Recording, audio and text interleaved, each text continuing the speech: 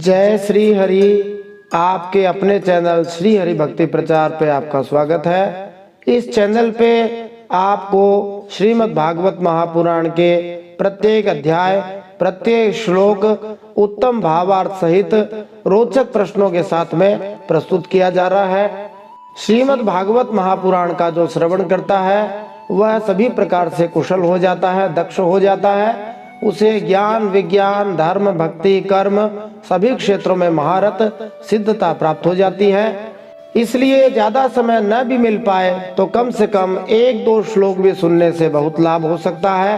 प्रत्येक श्लोक को सुनने से अश्वमेध यज्ञ के फल की प्राप्ति होती है और भौतिक दृष्टि से भी सभी प्रकार से ज्ञान संपन्न हो जाते हैं और प्रामाणिक हमें भगवान की कथा सुनने को मिल जाती है। इसलिए प्रयत्न करके प्रतिदिन भागवत सुननी चाहिए। इसके अंदर प्रत्येक अध्याय में रोचक प्रश्न बनाए जा रहे हैं जिससे हमारे जीवन से जुड़ी हुई प्रत्येक समस्या का समाधान हो सकता है। अतः यत्न पूर्वक इसको सुनना चाहिए। श्रीमद् भागवत महापुराणम अष्टमः स्कंधः अथ अष्टमोऽध्यायः। अब हम श्रीमद् भागवत महापुराण के 8वें स्कंद में 8वां अध्याय सुनते हैं, जिसमें हम समुद्र से अमृत का प्रकट होना और श्री भगवान का मोहिनी अवतार ग्रहण करना इस प्रसंग का श्रवण करेंगे। श्री गणेशाय नमः, श्री सरस्वत्यै नमः, श्री गुरवे नमः, श्री पुराण पुरुषोत्तमाय नमः। पिछले 8वें स्कंद के 7वें अध्याय में समुद्र मंथन का आरंभ और भगवान शंकर का विषपान, इस प्रसंग को सुनते हुए हमने जाना जब समुद्र मंथन का आरंभ किया गया तो मुख की ओर भगवान अजित और देवता लगे थे। भगवान श्री हरि ने मुख की ओर लगना ठीक समझा। तब दैत्यों ने इस बात को पसंद नहीं किया। उन्होंने कहा, पूंछ तो सांप का अशुभ अंग है। उन्होंने सोचा कि सांप का अगला भाग शुभ होता है और पूंछ वाले भाग को पकड़ना ठीक नहीं, इसलिए हम तो मुंह वाले भाग को पकड़ेंगे। इसके साथ ही दैत्य सदा ही देवताओं से विपरीत कार्य करते हैं। यह उनकी प्रकृति है, माने स्वभाव है। जो लोग गोरक्षा का प्रचार करते हैं, लोगों को अधिक दूध पीने तथा दूध की बनी स्वादिष्ट वस्तुएं खाने के लिए प्रोत्साहित भी करते हैं, लेकिन दैत्यगण ऐसे प्रस्तावों का विरोध करने मात्र के लिए यह दावा करते हैं कि वे विज्ञान में बड़े उन्नत हैं। जैसा कि यहाँ राक्षस लोग कहते हैं कि हम लोग स्वाध्याय शुद्ध संपन्ना, माने हम लोग बड़े विद्वान हैं। उन दैत्यों का कहना है कि उनकी वैज्ञानिक विधि से यह पता चला है कि दूध खतरनाक होता है और गायों की हत्या करके प्राप्त किया हुआ गोमांस ज्यादा पौष्टिक होता है। यह मतभेद सदैव चलता रहेगा। निस्संदेह यह आदिकाल से चला आ रहा है। लाखों वर्ष पूर्व भी ऐसी ही होड़ थी। दैत्यों ने अपने तथाकथित वैदिक अध्ययन के फलस्वरूप सांप के मुख भाग को पकड़ना ठीक समझा। श्री भगवान ने सांप के खतरनाक भाग मुख को पकड़ना चाहा, दैत्यों को बचाना चाहा और कहा तुम पूंछ पकड़ लो, जो खतरनाक नहीं थी। लेकिन झूठी स्पर्धा की भावना के कारण दैत्यों ने सांप के मुंह के निकट वाले भाग को पकड़ना बुद्धिमानी समझा। यदि देवता विषपान करते तो दैत्य यह संकल्प करते, हम भी विष में हिस्सा बटाकर और इसे पीकर शान से क्यों न मरे। स्वाध्याय शुद्ध संपन्ना प्रख्याता जन्म कर्म भी, ये बात दैत्य लोग कहते हैं। वे कहते हैं कि हम तो बड़े विद्वान हैं और जन्म से ही प्रसिद्ध हैं। तो यहाँ मन में प्रश्न आ सकता है कि जो विद्वान भी है, उच्च काम को करने के लिए विख्यात भी है, ऊंचे कुल में पैदा भी हुए, फिर वे दैत्य क्यों कहलाए? तो इसका उत्तर यही है कि भले ही कोई कितनी उच्च शिक्षा प्राप्त क्यों न कर ले, कितने ऊंचे कुल में पैदा क्यों न हो जाए, लेकिन यदि वह ईश्वर विहीन है अथवा भगवान के उपदेशों को मानता नहीं है तो वह दैत्य है। इतिहास में ऐसे अनेक उदाहरण मिलते हैं, जैसे हिरण्यकशिपु, रावण तथा कंस। वे सुशिक्षित थे, ऊंचे परिवार में पैदा हुए थे, युद्ध में भी शक्तिशाली थे, फिर भी राक्षसी कहलाते थे क्योंकि वे भगवान का उपहास करते थे। कोई कितना ही पढ़ा लिखा क्यों न हो, यदि श्री भगवान की भक्ति नहीं समझ सकता है, नहीं कर सकता है, श्री भगवान की आज्ञा नहीं मानता है, तो वह असुर है। इसलिए आसुरी स्वभाव वाले भगवान की बात को अच्छा नहीं समझते, उनको समझ में नहीं आती। भगवान ने ऐसी मनोवृत्ति देखी तो दैत्यों से कहा, ठीक है भाई लोगों, तुम मुंह की ओर लग जाओ, देवता लोग छोटे बाप के वो पूंछ की ओर लग जाएंगे। और समुद्र मंथन आरंभ किया। जैसे ही समुद्र मंथन आरंभ किया, मंदराचल पर्वत समुद्र में डूबने लग गया। तब देवता और दैत्य फिर से उदास हो गए, श्री हरि से प्रार्थना करी। श्री हरि ने कच्छप रूप धारण करके उस मंदराचल को अपनी पीठ पे धारण कर लिया। बोलिए कूर्म भगवान की जय। जब देवता और असुरों ने देखा कि मंदराचल तो ऊपर उठ के आ गया है, तो फिर से समुद्र मंथन करने लग गए। भगवान श्री हरि विष्णु ने इतना विराट रूप धारण किया, वे कूर्म रूप बनके भी बहुत बड़े हो गए। पूर्ण पुरुषोत्तम भगवान श्री हरि सदैव असीम है। यद्यपि कच्छप रूप में भगवान श्री हरि ने 1,00,000 योजन विस्तार वाला शरीर धारण किया, माने 12 लाख किलोमीटर जितना शरीर बनाया और उस मंदराचल पर्वत को अपनी पीठ पर धारण किया। इस कार्य से श्री भगवान को बिल्कुल भी दुख नहीं हुआ, असुविधा नहीं हुई, बल्कि इसके विपरीत भगवान को थोड़ी सी खुजली सी हुई और उन्हें यह काम अच्छा ही लगा। जब समुद्र मंथन आरंभ हुआ तो अनेक प्रकार से भगवान श्री हरि ने सभी भक्तों की सहायता करी। भगवान तो सबकी ही सहायता करते हैं।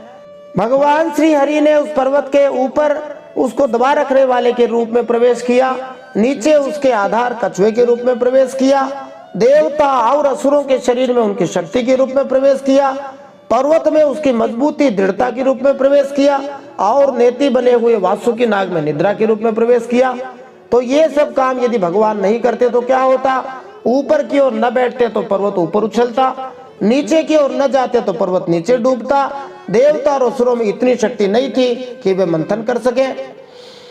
यदि भगवान पर्वत में प्रवेश न करते तो पर्वत बिखर के टूट जाता और नेति बने हुए वासुकी नाग में निद्रा के रूप में प्रवेश न करते, जिससे उससे बड़ा कष्ट होता। इसलिए सब प्रकार से भगवान ने सबको शक्ति दी। वे भगवान हमें भी शक्ति देते हैं। हम प्रार्थना करते हैं, हे हरे आप ही हमारे आधार हैं, आप ही हमें सब प्रकार से शक्ति प्रदान करते हैं।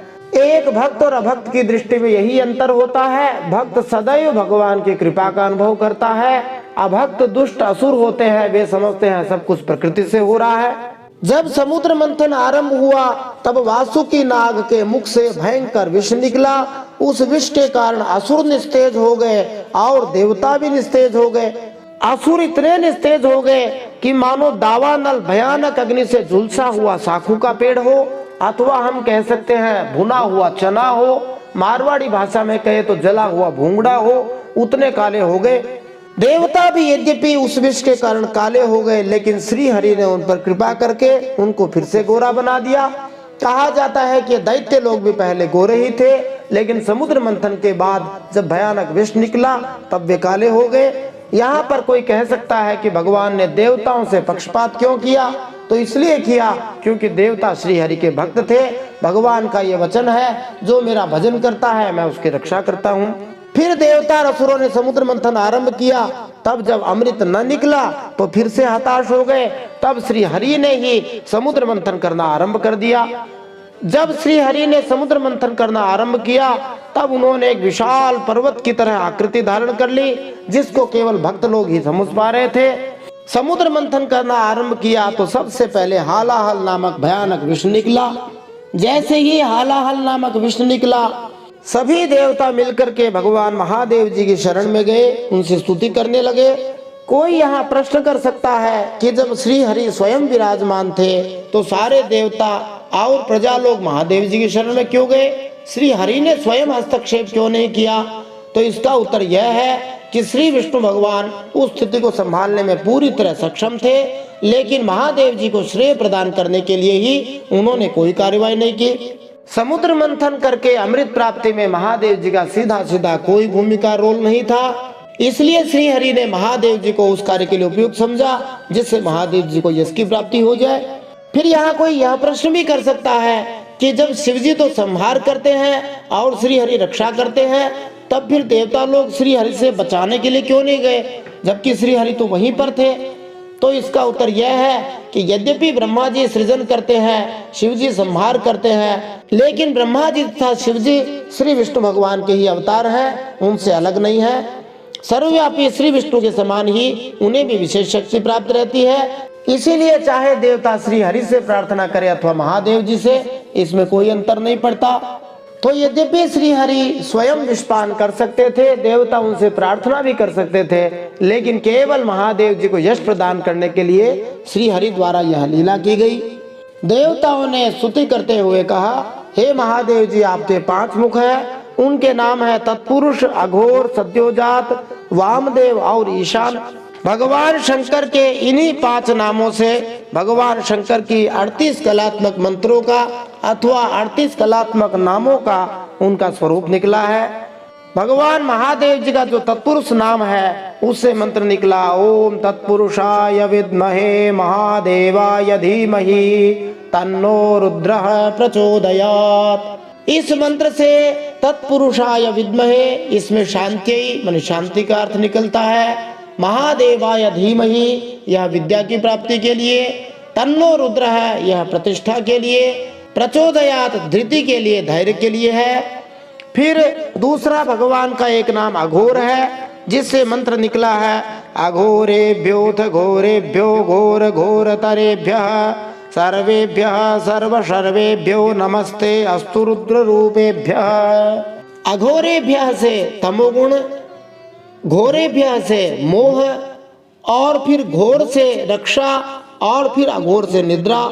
इस प्रकार सर्वेभ्यः, इससे सभी प्रकार की व्याधियों की निवृत्ति के लिए। सर्व सर्वेभ्यः, इस शब्द से मृत्यु के लिए। और नमस्ते अस्तु, इससे क्षुधा के लिए। रुद्र रूपेभ्यः, इससे तृष्णा के लिए प्रार्थना की जाती है। फिर महादेव जी का एक नाम वामदेव है, जिससे मंत्र आता है, ओम वामदेवाय नमो, ज्येष्ठाय नमः, श्रेष्ठाय नमो, रुद्राय नमः, कालाय नमः, कलविकरणाय नमो, बलविकरणाय नमो, बलाय नमो, बलप्रमथनाय नमः, सर्वभूतदमनाय नमो, मनोन्मनाय नमः। इसमें वामदेवाय रजोगुण के लिए, ज्येष्ठाय स्वाहा, श्रेष्ठाय रति के लिए, रुद्राय कल्याण के लिए, कालाय कामनाओं के लिए, कल विकरणाय संधि के लिए, बल विकरणाय क्रिया के लिए, बलाय वृद्धि के लिए, बल छाया के लिए, प्रमथनाय धात्री के लिए, सर्वभूत दमनाय ब्राह्मणी के लिए, मन शोषण के लिए, उन्मनाय ज्वरा के लिए। इस प्रकार ये सब भगवान के नामों से निकले हुए मंत्र है। फिर महादेव जी का एक नाम है सद्योजात, जिससे मंत्र निकला, ओम सद्योजातम प्रपद्यामि सद्योजाताय वै नमो नमः, भवे भवे नाति भवे भवस्व मां भवोद्धवाय नमः। सद्योजातम प्रपद्यामि से सिद्धि के लिए प्रार्थना, सद्योजाताय वै नमः, इससे रिद्धि के लिए प्रार्थना, भवे शब्द से दिति के लिए, अभवे शब्द से लक्ष्मी के लिए, नाति भवे इससे मेधा के लिए, भवस्व माम इससे कांति के लिए, और भव से स्वधा के लिए, उद्भवाय से प्रभा के लिए प्रार्थना की जाती है। महादेव जी का एक मुख है जिसका नाम ईशान है, उससे मंत्र आता है, ओम ईशानः सर्व विद्यानाम ईश्वरः सर्वभूतानाम ब्रह्माधिपतिर्ब्रह्मणोऽधिपतिर्ब्रह्मा शिवो मे अस्तु सदा शिवोम। इसका तात्पर्य है, ईशानः सर्व विद्यानाम, इससे शशिनी के लिए, ईश्वरः सर्वभूतानाम, यह अभय देने वाला है, ब्रह्माधिपतिर्ब्रह्मणोऽधिपतिर्ब्रह्मन्, ये ब्रह्मेष्टदा है, शिवो में अस्तु, यह मरीचि के लिए, और सदा शिव है, यह ज्वालिनी के लिए। इस प्रकार महादेव जी के 5 मुख हैं, तत्पुरुष, अघोर, सद्योजात, वामदेव और ईशान। इन्हीं से 38 कलात्मक मंत्र निकले हैं। उन महादेव जी को नमस्कार है। देवताओं और प्रजा की स्तुति से महादेव जी प्रसन्न हो गए। महादेव जी ने कहा कि सबकी रक्षा करना हमारा कर्तव्य है, जिसमें शक्ति है उसको दूसरों की रक्षा अवश्य करनी चाहिए। भगवान दीन दयाल कहलाते हैं, जो भक्त भी दीन दयाल होकर दूसरे दुखियों की सेवा करता है, उससे भगवान श्री हरि प्रसन्न हो जाते हैं। जिससे श्री हरि प्रसन्न हो जाते हैं, उससे श्री हर बनी महादेव जी भी प्रसन्न हो जाते हैं। भगवान शंकर ने विराट रूप धारण करके सारा विष अपनी हथेली में ले लिया, अथवा यूं कहो कि भयानक विष के प्रभाव को कम करके केवल अपनी हथेली में समेट लिया और उसको झट से पी गए। श्री महादेव जी ने उस भयानक हालाहल विष को अपने कंठ में ही रोक लिया, इसलिए महादेव जी का नाम नीलकंठ हो गया। बोलिए नीलकंठ महादेव की जय। उसको हृदय में जाने नहीं दिया। इसका एक भाव यह भी होता है कि जब हम किसी की कोई बुरी बात सुने उसको केवल कंठ तक ही रखना चाहिए, हृदय में ज्यादा नहीं ले जाना चाहिए, माने ज्यादा उस पर विचार करके दुखी नहीं होना चाहिए। परोपकारी सज्जनों का स्वभाव यही होता है कि वे दूसरों के दुख दूर करने के लिए सदा ही प्रयास करते रहते हैं। महादेव जी जब विष पी रहे थे, उसके कुछ बूंदे जमीन पर गिर गई, जिससे बिच्छू, सांप आदि भयानक जीव और दूसरी विषैली औषधियों ने उसे ग्रहण कर लिया। अब हम श्रीमद् भागवत महापुराण के 8वें स्कंद के 8वें अध्याय में समुद्र से अमृत का प्रकट होना और श्री भगवान का मोहिनी अवतार ग्रहण करना, इसका श्रवण करते हुए इन प्रश्नों के उत्तर प्राप्त कर सकते हैं। समुद्र मंथन में सबसे पहले उत्पन्न कामधेनु गाय को किसने लिया? दूसरे रत्न उच्चैश्रवा घोड़े को किसने लिया? ऐरावत नामक हाथी को किसने लिया? कौस्तुभ नामक जो पद्मराग मणि है उसे किसने ग्रहण किया? कल्प वृक्ष और अप्सराएं किसे दी गई? ये सब रत्न है जो समुद्र से निकले थे। भगवती लक्ष्मी के पिता कौन है? क्या श्री हरि की पूजा बिना लक्ष्मी जी प्रसन्न हो सकती हैं? बड़ा महत्वपूर्ण प्रश्न है।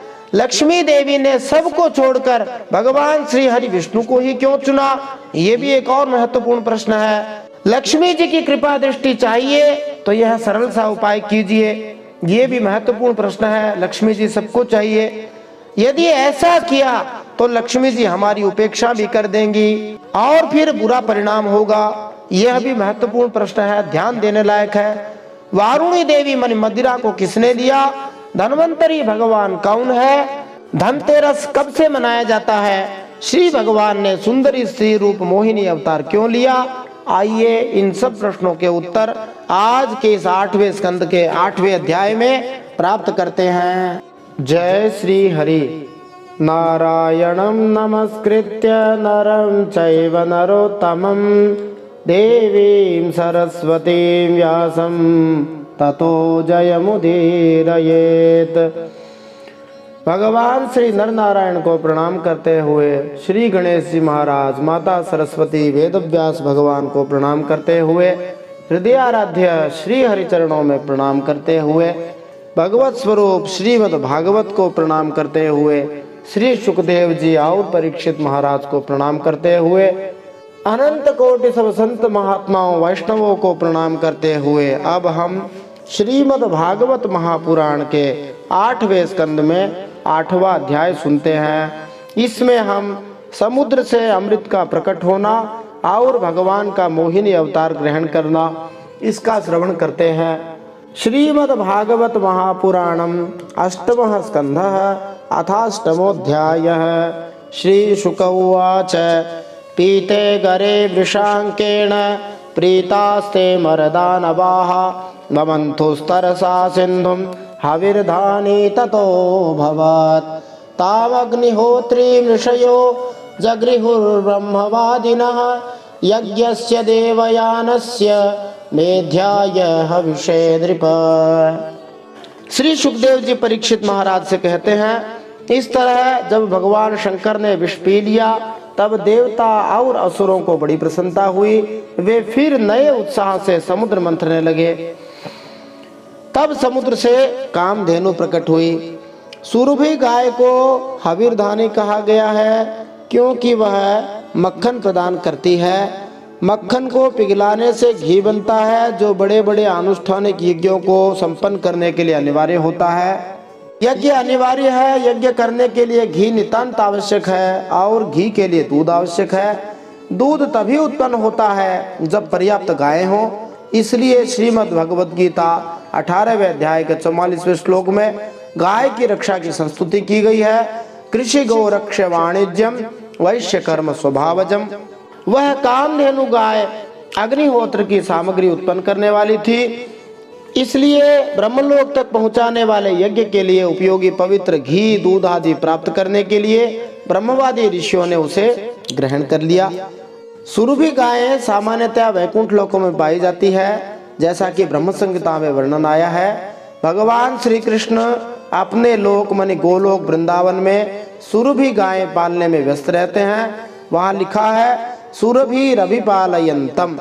ये गायें श्री भगवान की पालतू गायें हैं। सुरभि गायों से चाहे कोई कितना ही दूध ले सकता है और जितनी बार चाहे उन्हें दूह सकता है।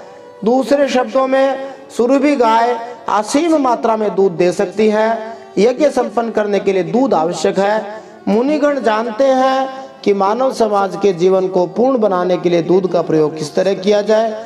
चूंकि शास्त्रों में सभी जगह गोरक्षा की संस्तुति की गई है, इसलिए ब्रह्मवादियों ने सुरभि गाय का भार संभाला, क्योंकि असुरों की उसमें अधिक रुचि न थी। तथा उच्च ही स्रवा नाम हयो भू चंद्र पांडुरः तस्मिन् बलिः स्पृहां चक्रे नेन्द्र ईश्वर शिक्षया तथा ऐरावतो नाम वारणेन्द्रो विनिर्गतः दन्तैश्चतुर्भिः श्वेताद्रेर् हरन् भगवतो महिम्। कामधेनु गाय के बाद उच्चैःस्रवा नामक दूसरा रत्न घोड़ा निकला। वह चंद्रमा के समान सफेद था। बलि महाराज ने उसे लेने की इच्छा की। इंद्र ने उसे नहीं चाहा, क्योंकि भगवान ने उन्हें पहले से ही सिखा रखा था कि ज्यादा लालच नहीं करना है। तीसरे रत्न के रूप में ऐरावत नामक श्रेष्ठ हाथी निकला। उसके बड़े बड़े 4 दांत थे, जो उज्जवल वर्ण कैलाश की शोभा को भी मात देते थे। इस ऐरावत हाथी को देवराज इंद्र ने ले लिया था।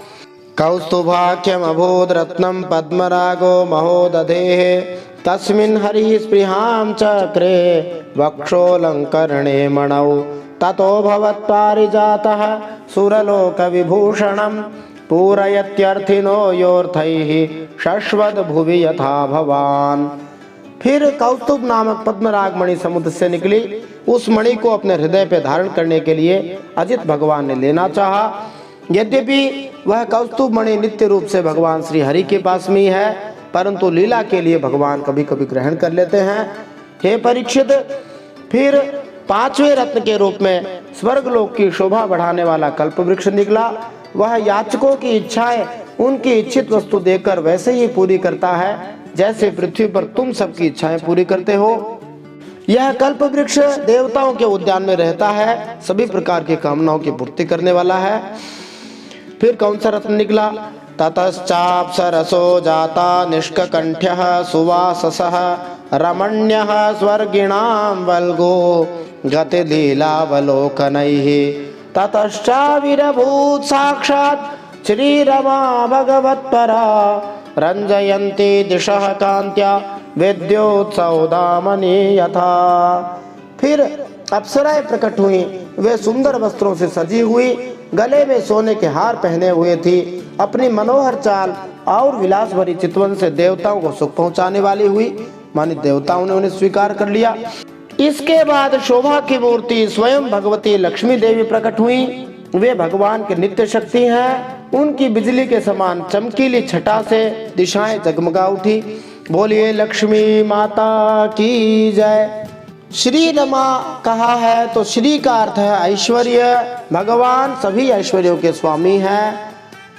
जीव श्री भगवान की बहिरंगी शक्ति द्वारा भ्रम में पड़े रहने के कारण एक दूसरे से लड़ना झगड़ना चाहते हैं, जिससे शांति भंग हो जाती है। शांति के लिए पहली शर्त यह है कि श्री या धन की देवी द्वारा प्रदत्त सारी संपदा भगवान को अर्पित की जाए। प्रत्येक व्यक्ति को चाहिए कि वह संसारी संपदा के अपने झूठे स्वामित्व के भाव को त्याग दे और प्रत्येक वस्तु भगवान श्री कृष्ण को अर्पित करे।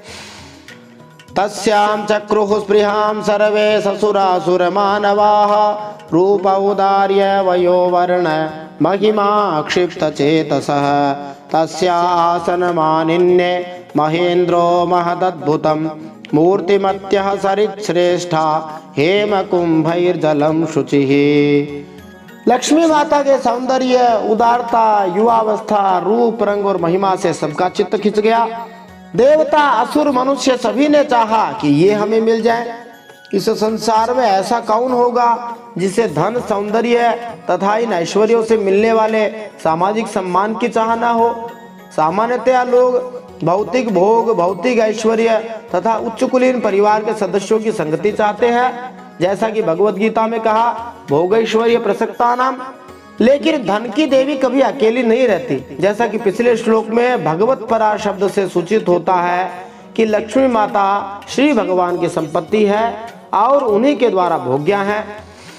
यदि कोई धन की देवी माता लक्ष्मी की कृपा का इच्छुक है तो उसे चाहिए कि वह उन्हें नारायण के साथ रखे, क्योंकि वे स्वभाव से भगवत परा हैं। जो भक्त सदैव नारायण की सेवा में लगे रहते हैं, नारायण परायण हैं, उन्हें निश्चय ही धन की देवी की कृपा प्राप्त हो सकती है। लेकिन जो भौतिकवादी उन्हें अपने भोगों के लिए प्राप्त करना चाहते हैं, वे निराश हो जाते हैं। उनकी यह नीति भी ठीक नहीं है।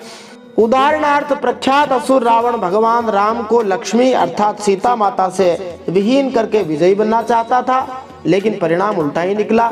भगवान श्री रामचंद्र जी ने निस्संदेह सीता जी को बलपूर्वक ले लिया और रावण अपने समूचे भौतिक साम्राज्य के साथ नष्ट भी हो गया। धन की देवी सबके लिए, जिसमें मनुष्य भी सम्मिलित हैं, अभीष्ट हैं, लेकिन मनुष्य को यह समझना चाहिए कि लक्ष्मी जी केवल भगवान की ही संपत्ति है। कोई भी व्यक्ति लक्ष्मी जी का तब तक कृपा पात्र नहीं बन पाता जब तक वह उनकी तथा परम भोक्ता श्री भगवान दोनों की स्तुति नहीं करता।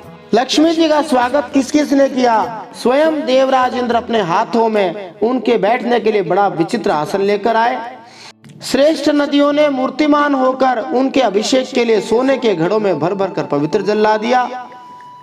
अभिषेचनिका भूमि राहरत सकल औषधि गावः पंच पवित्राणि वसंतो मधुमाधवौ ऋषयः कल्पयान् चक्रुरभिषेकं यथा विधि जगुर्भद्राणि गंधर्वा नट्यश्च नृतुर्जगुः।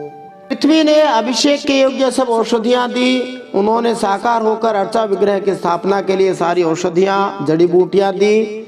गायों ने 5 प्रकार के उत्पाद दिए, दूध, दही, घी, गोमूत्र तथा गोबर, जिसे पंचगव्य कहा जाता है। और साक्षात वसंत ऋतु ने चैत्र वैशाख मानी अप्रैल और मई के महीने में उत्पन्न होने वाली हर वस्तु को एकत्रित किया, मानी फल फूल दिए। सभी अनुष्ठानों में पंचगव्य अर्थात गाय से प्राप्त 5 पदार्थ दूध, दही, घी, गोबर तथा गोमूत्र की आवश्यकता होती है। गोमूत्र तथा गोबर पाप रहित होते हैं और चूंकि ये दोनों भी महत्वपूर्ण हैं, इसलिए मानव सभ्यता के लिए इस पशु की उपयोगिता का अनुमान लगाया जा सकता है। भगवान श्री कृष्ण गाय संरक्षण के प्रत्यक्ष पक्षधर हैं। जो सभी लोग वर्णाश्रम पद्धति का अनुसरण करते हैं, विशेष रूप से खेती या व्यापार में लगा रहने वाला वैश्य वर्ग, उन्हें तो चाहिए कि गायों की रक्षा करें। दुर्भाग्यवश कलयुग में लोग मंदाहा तथा सुमंद मतय है अर्थात दुर्बुद्धि और जीवन के प्रति मिथ्या अवधारणा से भ्रमित होते हैं, इसलिए वे हजारों गायों का वध करते हैं। अतः वे आध्यात्मिक चेतना में हतभाग्य होते हैं और प्रकृति उन्हें नाना प्रकार से, विशेषतया कैंसर जैसे असाध्य रोगों से तथा विभिन्न राष्ट्रों में बारंबार होने वाले युद्धों से विचलित करती रहती है। जब तक मानव समाज कसाई घरों में गायों का लगातार वध होने देगा, तब तक शांति तथा समृद्धि का प्रश्न ही नहीं उठता।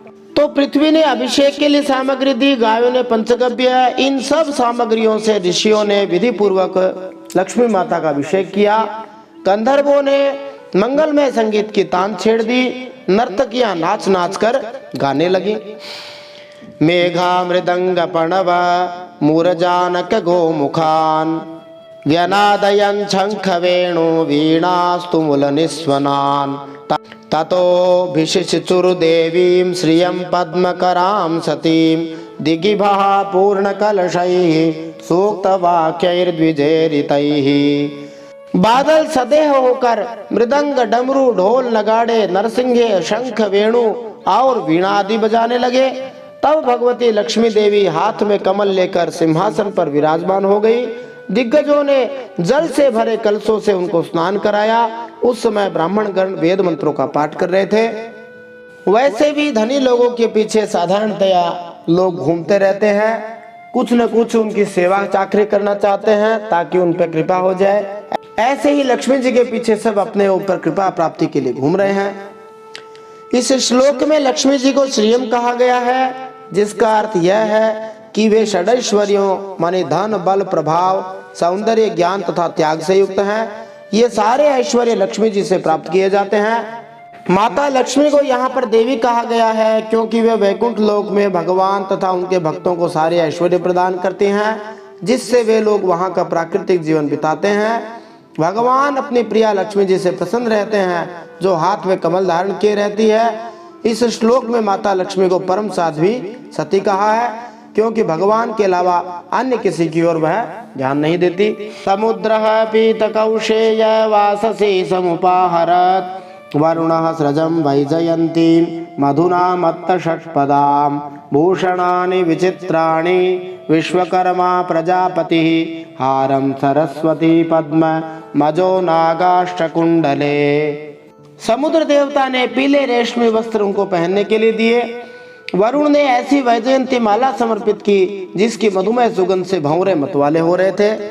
अभिषेक उत्सव में अर्चा विग्रह को दूध, शहद, दही, घी, गोबर, गोमूत्र आदि से नहलाते समय पीले वस्त्र भी अर्पित किए जाने का रिवाज है। इस तरह लक्ष्मी जी का अभिषेक नियम पूर्वक वैदिक सिद्धांतों के अनुसार संपन्न हुआ।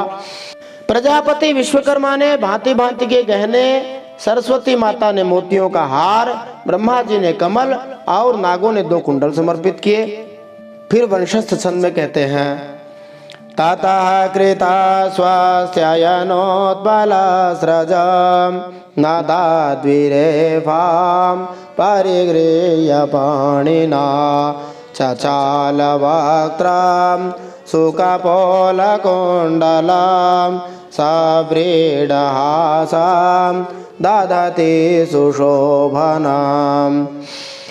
फिर लक्ष्मी माता ब्राह्मणों के स्वस्ति पाठ कर चुकने पर अपने हाथों में कमल की माला लेकर सर्वगुण संपन्न पुरुष के गले में डालने के लिए चली।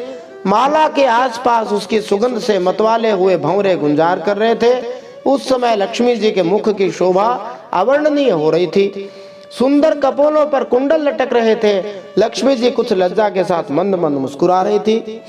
लक्ष्मी माता ने क्षीर सागर को अपने पिता के रूप में स्वीकार किया, किंतु वे नारायण के वक्षस्थल पर निरंतर वास करती हैं। वे इस संसार में ब्रह्मा जी तक को तथा अन्य जीवों को वरदान देती हैं, फिर भी वे समस्त भौतिक गुणों से परे रहती हैं।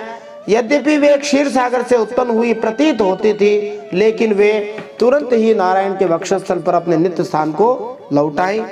स्तनद्वयं चातिकृशोदरी समां निरन्तरं चन्दनकुङ्कुमोक्षितां तथा सतो नो पुरवल्गुषिञ्जितैर्विसर्पतिः मलते वसावभौ। उनकी कमर बहुत पतली थी, दोनों स्तन सटे हुए सुंदर थे, उन पर चंदन और केसर का लेप था। जब वे इधर उधर चलती थी तब उनके पायजेब से बड़ी मधुर झनकार निकलती थी। ऐसा लगता था मानो कोई सोने की लता इधर उधर घूम रही हो।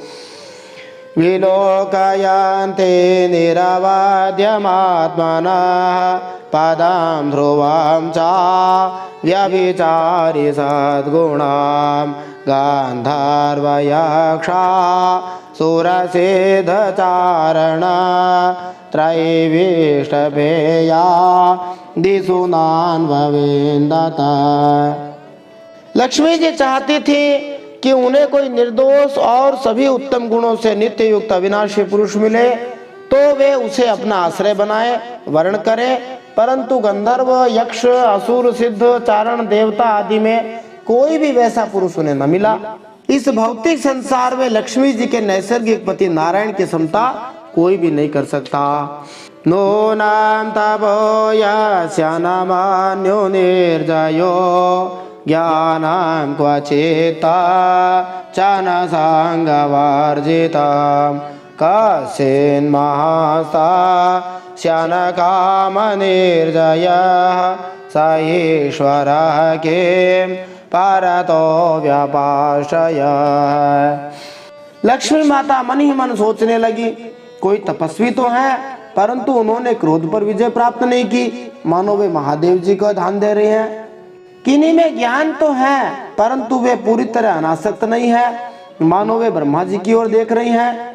कोई कोई है तो बड़े महत्वशाली, परंतु वे काम को नहीं जीत सके हैं, तो मानो असुरों की ओर देख रहे हैं।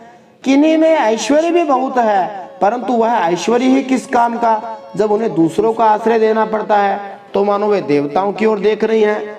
यहाँ पर परम नियंता अर्थात ईश्वर को खोजने का प्रयास हुआ है। प्रत्येक व्यक्ति को ईश्वर या नियंता माना जा सकता है, लेकिन फिर भी ऐसे नियंता अन्यों द्वारा नियंत्रित होते हैं। उदाहरण के लिए, भले ही किसी ने कठोर तपस्या क्यों न की हो, फिर भी वह क्रोध के वशीभूत रहता है। विश्लेषण करने पर हमें पता चलता है कि प्रत्येक व्यक्ति किसी अन्य वस्तु से नियंत्रित होता है। भगवान के अलावा कोई भी अन्य व्यक्ति असली नियंता नहीं हो सकता। इसकी पुष्टि शास्त्रों द्वारा होती है।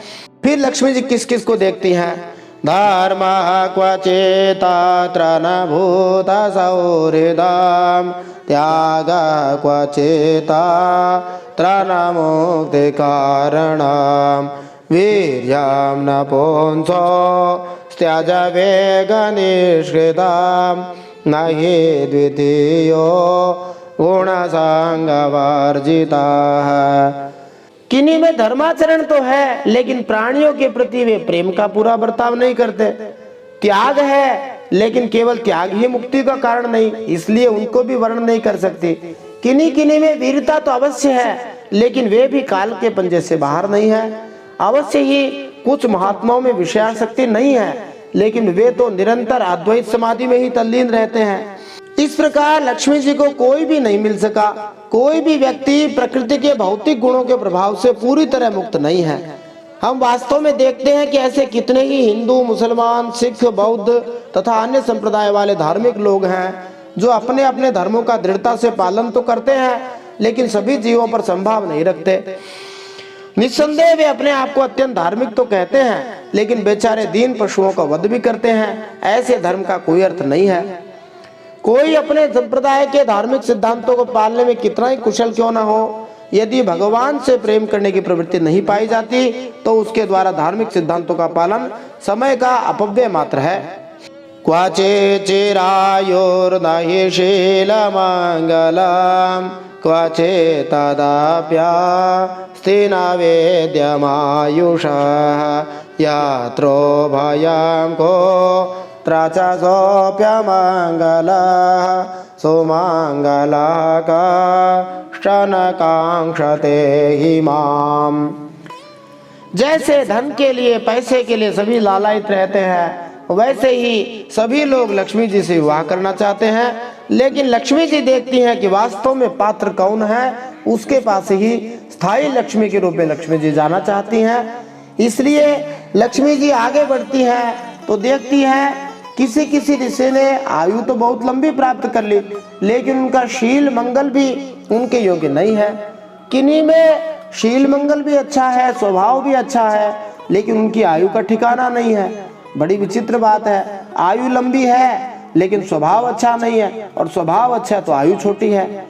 अवश्य ही किन्हीं में दोनों ही बातें हैं, लेकिन वे अमंगल वेश में रहते हैं, जैसे कि महादेव जी हो गए। अब रहे एक भगवान विष्णु, तो उनके बारे में क्या विशेष बात, तो उनमें सभी मंगलमय गुण नित्य निवास करते हैं, लेकिन वे मुझे चाहते ही नहीं। एवं विमृश्या व्यभिचारि सद्गुणैर्वरं निजैका शयता गुणाशयं वाव्रेवरं सर्वगुणैरपेक्षितां रमा मुकुन्दां निरपेक्षमीप्सिताम्। इस प्रकार सोच विचार कर अंत में श्री लक्ष्मी माता ने अपने चिर अभीष्ट भगवान श्री हरि विष्णु को ही अपने पति के रूप में चुना, क्योंकि उनमें सभी सद्गुण नित्य निवास करते हैं। प्राकृत गुण उन भगवान श्री हरि विष्णु का कभी भी स्पर्श नहीं कर सकते, और अणिमा आदि समस्त गुण उनको चाहा करते हैं, परंतु वे किसी की भी अपेक्षा नहीं रखते। वास्तव में लक्ष्मी जी के एकमात्र आश्रय भगवान नारायण ही हैं, इसी से उन्होंने उन्हीं को वर्ण किया। भगवान मुकुंद आत्मनिर्भर है, चूंकि वे पूर्णतया स्वतंत्र हैं, इसलिए उन्हें न ही लक्ष्मी देवी के आश्रय की आवश्यकता थी, न उनके सानिध्य की। फिर भी लक्ष्मी माता ने उन्हें पति के रूप में अपनाया। बोलिए लक्ष्मी नारायण भगवान की जय। लक्ष्मी माता भगवान नारायण की नित्य संगिनी है, ये केवल लीला के लिए वो खेल खेल रहे हैं। फिर वसंत तिलका छंद में बताया जाता है, तास्यांश देश उषतीं नवकंजमालां माद्यान् मधो व्रतवरु थगिरोपघोष्ठां तास्थौ निधाय निकटे तदुरः स्वधाम सव्रीडहास विकसान् नयने नयाता। लक्ष्मी माता ने भगवान के गले में वह नवीन कमलों की सुंदर माला पहना दी, जिसके चारों ओर झुंड के झुंड मतवाले मधुकर गुंजार कर रहे थे। इसके बाद लज्जापूर्ण मुस्कान और प्रेम पूर्ण चितवन से अपने निवास स्थान उन भगवान श्री हरि के वक्षस्थल को देखती हुई वे उनके पास ही खड़ी हो गई। तस्या श्रिया श्री जगतो जनको जनन्या वक्षो निवासमकरोत् परमां विभूते श्री स्वाहा प्रजा सकरुणे न निरीक्षणेन यत्र स्थितैर्धयत सा धीपति श्रीलोकान्। जगत पिता भगवान श्री हरि ने जगत जननी सभी संपत्तियों की अधिष्ठात्री देवता श्री लक्ष्मी माता को अपने वक्षस्थल पर ही सर्वदा निवास करने का स्थान दिया। लक्ष्मी जी ने वहां विराजमान होकर अपने करुणा भरी चितवन से तीनों लोक लोकपति और अपनी प्यारी प्रजा की अभिवृद्धि की। लक्ष्मी जी नारायण के वक्षस्थल पर निवास करती हैं, इसलिए जो भी भक्त श्री नारायण की पूजा करते हैं उसे वे देखती रहती हैं। जब वे यह जान लेती हैं कि कोई भक्त श्री नारायण की भक्ति करने के पक्ष में है तो वे उसे सारे ऐश्वर्य का सहज वरदान देने को तैयार हो जाती हैं। कर्मी जन लक्ष्मी जी की कृपा तथा दया पाने का पूरा प्रयास करते हैं, लेकिन वे श्री नारायण के भक्त नहीं हैं, इसलिए उनका ऐश्वर्य स्थायी नहीं है, क्षण भंगुर है। श्री नारायण की सेवा में प्रयुक्त रहने वाले भक्तों का ऐश्वर्य कर्मियों के ऐश्वर्य जैसा नहीं होता। भक्तों का ऐश्वर्य उतना ही स्थायी होता है जितना कि स्वयं नारायण का। शंखदौर्य मृदंगानां वादित्राणां पृथुस्वनः देवानुगानां शास्त्रीणां नृत्यतां गायताम् अभूत् ब्रह्मरुद्राङ्गिरो मुख्याः सर्वे विश्वसृजो विभुम् ईडिरे तथैर्मन्त्रैस्तालिङ्गैः पुष्पवर्षिणः। जिस समय लक्ष्मी जी और नारायण विराजमान थे उस समय शंख तुरही मृदंग आदि बाजे बजने लगे, गंधर्व अप्सराओं के साथ नाचने गाने लगे। इससे बड़ा भारी शब्द होने लगा और सब लोग बोलने लगे, बोलिए लक्ष्मी नारायण भगवान की जय। ब्रह्मा जी, रुद्र, अंगिरा आदि सब प्रजापति फूलों की वर्षा करते हुए श्री भगवान के गुण स्वरूप और लीला आदि के यथार्थ वर्णन करने वाले मंत्रों से उनकी स्तुति करने लगे। श्रिया विलोकिता देवा स प्रजापतयः प्रजा शीलादि गुण संपन्ना लेभिरे निर्वृतिं पराम् निसत्त्वालोलुपाराजन् निरुद्योगागतत्रपाः यदा चोपेक्षिता लक्ष्म्या बभूवोर्दैत्यदानवाः।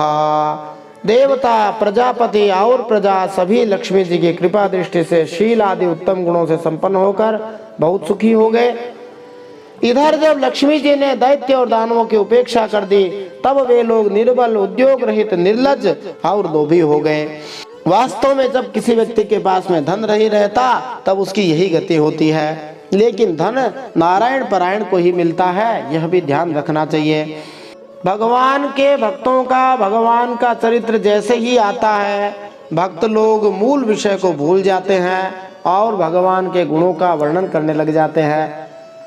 कहाँ तो समुद्र मंथन का प्रसंग चल रहा था, उसके अंदर रत्नों का वर्णन आ रहा था। जैसे ही लक्ष्मी जी आई सुखदेव जी भी भावमग्न हो गए। अब फिर से ध्यान लगा के बता रहे हैं अब क्या उत्पन्न हुआ उसमें से। अथासीद्वारुणी देवी कन्या कमललोचना असुरा जगृहुस्तां वै हरेरनुमतेन ते अथो दधेर्मध्यमानात् काश्यपैरमृतार्तिभिः उदतिष्ठान् महाराज पुरुषः परमाद्भुतः। इसके बाद समुद्र मंथन करने पर कमल नयनी कन्या के रूप में वारुणी देवी प्रकट हुई, जिसको सुरा कहते हैं, शराब कहते हैं, जो पियक्कड़ों को अपने वश में रखती है। भगवान की अनुमति से दैत्यों ने उसे ले लिया। फिर देवता और असुरों ने अमृत की इच्छा से जब और भी समुद्र मंथन किया, तब उसमें से एक अत्यंत अलौकिक पुरुष प्रकट हुआ। वह कैसा था? दीर्घ पीवर दौर्दंड काम्बो ग्रीवोरुणे क्षण श्यामल तरुण स्रग्वी सर्वाभरण भूषित पीतवासा महोरस्कः सुमृष्ट मणिकुण्डल स्निग्ध कुञ्चित केशान्तः सुभगः सिंहविक्रमः। उस अलौकिक पुरुष की भुजाएं लंबी एवं मोटी थी, गला शंख के समान उतार चढ़ाव वाला था, आंखों में लालिमा थी, शरीर का रंग बड़ा सुंदर सांवला सांवला था, गले में माला, अंग अंग सब प्रकार के आभूषणों से सजे हुए, शरीर पर पीतांबर, कानों में चमकीले मणियों के कुंडल, चौड़ी छाती, युवा अवस्था, शेर के समान पराक्रम, अनुपम सौंदर्य, चिकने और घुंघराले बाल लहराते हुए उस पुरुष की छवि बड़ी अनोखी थी। अमृता पूर्ण कलशम बिभ्रद्वलय भूषितः स वै भगवतः साक्षात् विष्णोरंशांश संभवः धन्वन्तरिरिति ख्यातः आयुर्वेद दृग्जभाग तमालोक्यासुराः सर्वे कलशं चामृताभृतम्। उस अलौकिक पुरुष के हाथों में कंगन और अमृत से भरा हुआ कलश था। वह साक्षात विष्णु भगवान के अंशांश अवतार थे। वे ही आयुर्वेद के प्रवर्तक, यज्ञ भोक्ता धन्वंतरी के नाम से सुप्रसिद्ध हुए। बोलिए धन्वंतरी भगवान की जय। जब दैत्यों की दृष्टि उन पर तथा उनके हाथ में अमृत से भरे हुए कलश पर पड़ी, तब उन्होंने शीघ्रता से बलात् उस अमृत के कलश को छीन लिया। लिप्सन्तः सर्ववस्तूनि कलशं तरसा हरन् नीयमाने सुरैस्तस्मिन् कलशे मृतभोजने विषण्ण मनसे देवा हरिं शरणमाययुः इति तद्दैन्यमालोक्य भगवान् हृद्य कामकृत् माखेद्यतमिथोऽर्थं वः साधयिष्ये स्वमायया। दैत्य लोग तो पहले से ही इसी ताक में थे कि किसी तरह समुद्र मंथन से निकली हुई सभी वस्तुएं उन्हें ही मिल जाए। जब असुर अमृत से भरे हुए कलश को छीन ले गए, तब देवताओं का मन फिर से विषाद से भर गया। अब वे भगवान की शरण में आए। उनकी दीन दशा देखकर भक्तवांछा कल्पतरु श्री भगवान ने कहा, देवताओं तुम लोग खेद मत करो, मैं अपनी माया से उनमें आपस की फूट डालकर अभी तुम्हारा काम बना देता हूँ। मिथः कलिरभूतेषां तदर्थे तर्षचेतसाम् अहं पूर्वं न त्वमिति प्रभो देवाः स्वं भागमर्हन्ति ये तुल्याया सहेतवः सत्रयाग इवैतस्मिन् नेषधर्मः सनातनः। अमृत लोलुप दैत्यों में उसके लिए आपस में झगड़ा हो गया था। सभी कहने लगे, पहले मैं पीऊंगा, पहले मैं, तुम नहीं। अभक्त की पहली चिंता यही रहती है कि सर्वप्रथम अपनी निजी इंद्रिय तृप्ति कैसे की जाए, जबकि भक्त की सर्वोपरि चिंता श्री भगवान को प्रसन्न करने की होती है। अभक्त तथा भक्त में यही अंतर है। इस भौतिक संसार में ज्यादातर लोग अभक्त हैं, अतएव वे निरंतर स्पर्धा करते हैं, असहमत होते हैं, लड़ते झगड़ते हैं, क्योंकि हर एक व्यक्ति अपनी खुद की इंद्रियों का भोग करके तुष्ट होना चाहता है। भक्त तथा देवता सदा भगवान के चरणों की शरण ग्रहण करते हैं। श्री भगवान उनकी मनोकामनाओं को तुष्ट करने के लिए सदा उत्सुक भी रहते हैं। असुरगण अपनी इंद्रियों की तुष्टि के लिए लड़ते झगड़ते रहते हैं, लेकिन भक्तगण भक्ति में लगे रहकर श्री भगवान की इंद्रियों की तुष्टि करने में लगे रहते हैं। उन दैत्यों में जो दुर्बल थे वे उन बलवान दैत्यों का विरोध करने लगे, जिन्होंने कलश छीनकर अपने हाथ में कर लिया था। इति स्वान् प्रत्यसेधन् वै दैतेया जातमत्सराः दुर्बलः प्रबलान् राजन् गृहीत कलशान् मुहुः। वे ईर्ष्यावश धर्म की दुहाई देकर उनको रोकने और बार बार कहने लगे कि भाई, देवताओं ने भी हमारे बराबर ही परिश्रम किया है, उनको भी यज्ञ भाग के समान इसका भाग मिलना ही चाहिए, यही सनातन धर्म है। निर्बल दैत्यों ने प्रबल दैत्यों को बिना बंटवारा किए अमृत पीने से रोकने के लिए देवताओं का समर्थन किया। इस प्रकार जब एक दूसरे को अमृत पीने से रोका गया तो असहमति से बखेड़ा खड़ा हो गया। एतस्मिन् अंतरे विष्णुः सर्वोपाय विधीश्वर योषिद रूपमनिर्देश्यं दधार परमाद्भुतं प्रेक्षणीयोत्पलश्यामं सर्वावयव सुंदरम समान कर्णाभरणम सुकपोलोन्नसाननम। इस तरह इधर दैत्यों में तू मैं हो रही थी, उधर सभी उपाय जानने वालों के स्वामी चतुर शिरोमणि भगवान श्री हरि ने अत्यंत अद्भुत और अवर्णनीय स्त्री का रूप धारण कर लिया।